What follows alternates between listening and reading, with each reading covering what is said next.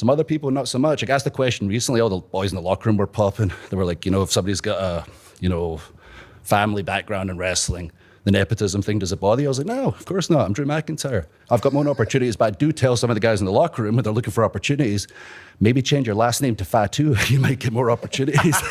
Hey, how true is that, dude? What the hell, bro? These Samoans are multiplying like bunny rabbits. And, bro, I love Samoans. They're great, but there's so many of them. Not all of them I love. I love The Rock. I love him. Face of Project Rock right here. Thank you, Dwayne. But the rest of the family can go fuck themselves. Wrestling friends, and welcome to the Figure 4 TV, currently known as Good Bread Wrestling Channel. How y'all guys doing? Come on in and hit that like button. Today, we finna talk about the interview Logan Paul had with Drew Mack, and Drew Mack real feelings towards the NY family. All right, guys, check out the intro, and when we come back, we gonna break this thing down.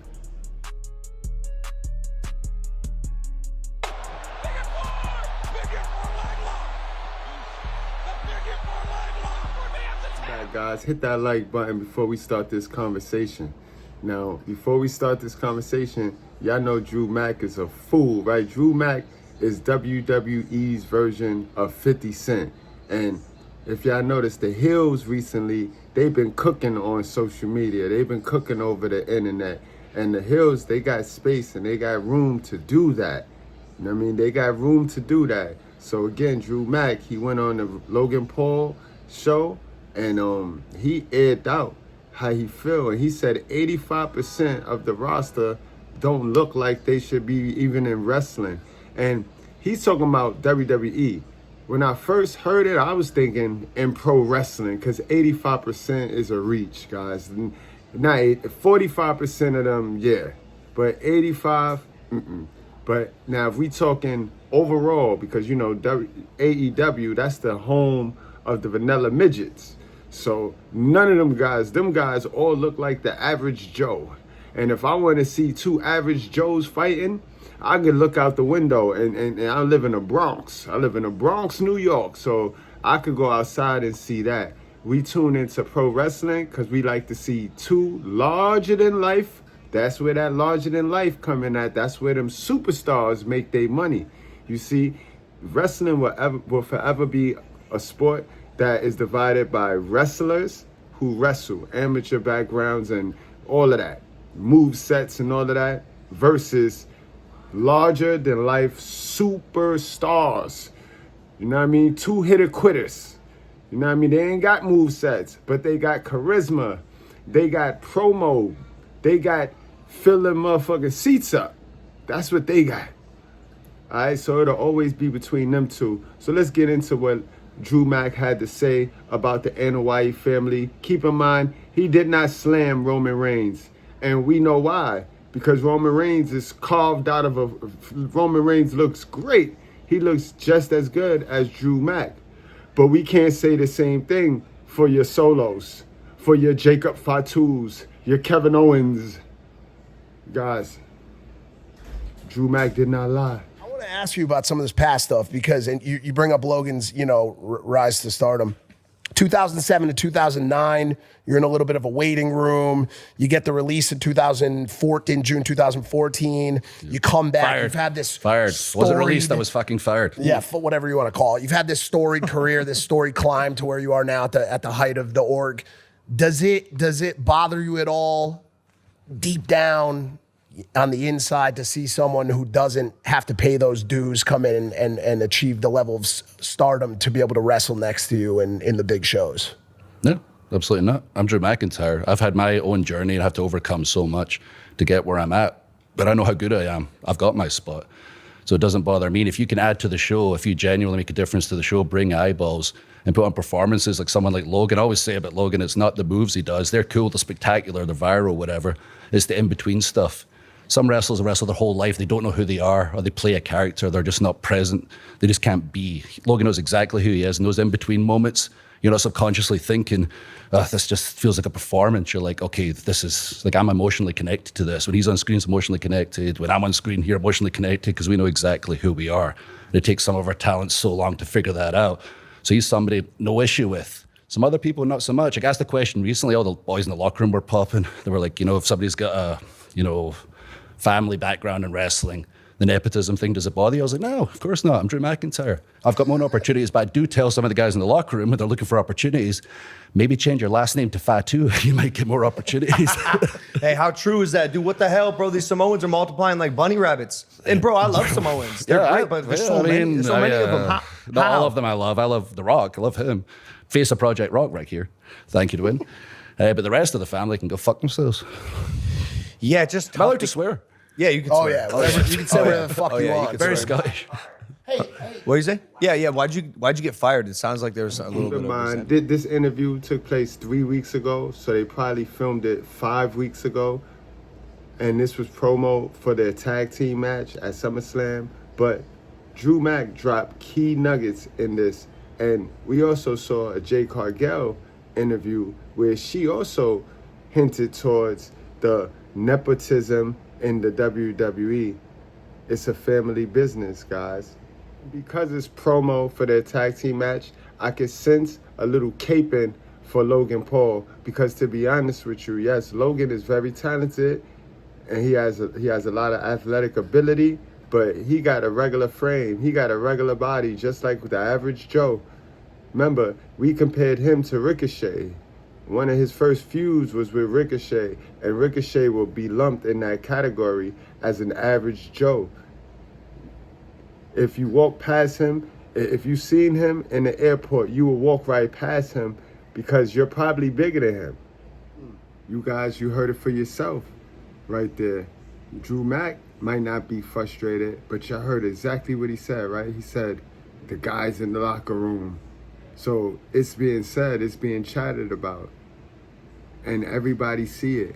And picture you being one of those superstars that have a way chiseled body because you go to the gym, you work out, but you're not being pushed. Carmelo Hayes, you're not being pushed. Instead, they're pushing a Fatu. And this is not the first time we heard that you gotta rub shoulders. It's not about raw, natural talent, natural ability. It's about rubbing shoulders. It's about kissing ass in the WWE. And see, Drew Mack, he earned his spot. So he got his position. So he's able to take a dump. But I hope he's not going to get in trouble for mentioning this. But let's continue. Apparently, nobody called me to check in on me. All the fans moved on. And for the fans, I don't blame them. We're 52 weeks a year. No reruns, no off-season. Doesn't matter if you're Stone Cold, The Rock, Logan, or Drew McIntyre. Unless you're right in front of their face, they're not thinking about you. Triple H sits backstage every week. They're not thinking, oh, Triple H is right there. Unless you're right in front of their face, the product moves too quick. It's not their fault. But if my brothers and sisters not to call me, to contact me, I realized what's important is getting what's yours and getting out. And that's why I like this man. He understands that he came in with the same mindset I've got now. It took me 25 years to get. We're going to get ours, then we're going to get out, and the product's just going to keep moving forward. I like you, Drew. This is gonna be sick. Does that intelligent people in a locker room full of freaking morons? Well, that's you're deceptively intelligent. You Thank you. You are. A backhanded compliment right there. No, I mean, Drew. I don't think anyone expects like a guy of your stature who's also a professional wrestler. I think it's a profession where people probably think most of us are pretty stupid. I think. Yeah, I mean, it's changing like slightly as time goes by. I've seen the difference from 07 to now and the perception of wrestling and wrestlers. But you're right, people still have that. Well, because I think they're peeling back the curtain a little bit. Yeah, and also for me, it's just let me get in, the environments where I can show, we're not a bunch of morons. We're actually, college educated. We can string sentences together. We know how to build a brand. You're the master of it. I'll be picking your brain. The more we work with each other, how I can grow this McIntyre brand. Yeah. And the more you put me in those situations, especially with WWE, it drives me nuts when I see some of our guys on some of these huge, public platforms, huge TV shows, because these days, no offense, but 85% of our guys don't look like they should be in WWE. They're on Netflix and stuff, and my buddies will contact me and go, yo, I've just turned on the wrestling for a while to see what you're up to. Yeah. And it's cool to see people, Logan Paul's on there and he's killing it. The Roman Reigns, what a freaking star. That guy comes on the screen. comes right off the screen. You're a freaking giant. There's these other guys that look like they should be serving me my fast food at McDonald's or whatever, and it looks like I could kick their ass. It takes me out of it, and I'm like, oh, they're good at wrestling, and eventually you'll connect with them. But it's like, well, I'm not going to watch it long enough. I changed the channel. It's like, Jesus, guys, get in the freaking gym. Yeah. Or at least Hey, get something that grabs your attention. You don't have to all be about jacked. this guy, dude, with his sentence structure. Oh, yeah. He might talk better than us. Yeah, for sure. Degree in criminology. No way. Yeah. Drew SummerSlam. Mack is a beast, y'all. Understand? He just revealed the blueprint.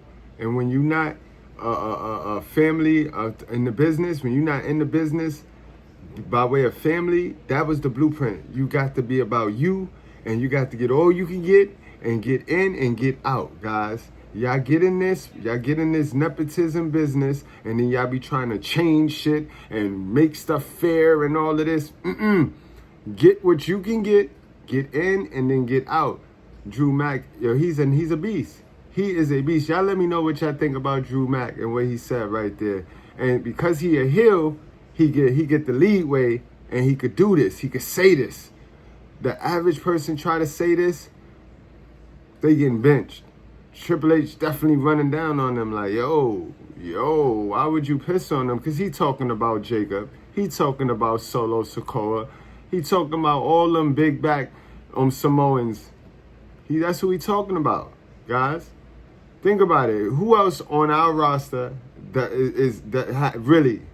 really? Think about our roster and then tell me the 85% that's badly shaped. It's not 85%, but these two are.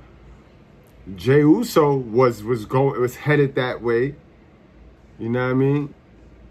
He definitely ain't talking about Gunther, CM Punk, Cody Rhodes, AJ, Sheamus. Like, think about it. Think about our roster. So where do you see 85%? Nah, he's talking about the popular Samoans, that they're popular, but they're not in shape. They're not healthy. That's who he's talking about, guys. So don't sleep. This is a wreck. He's moving like an uncaged animal. No lie, he's wild in there.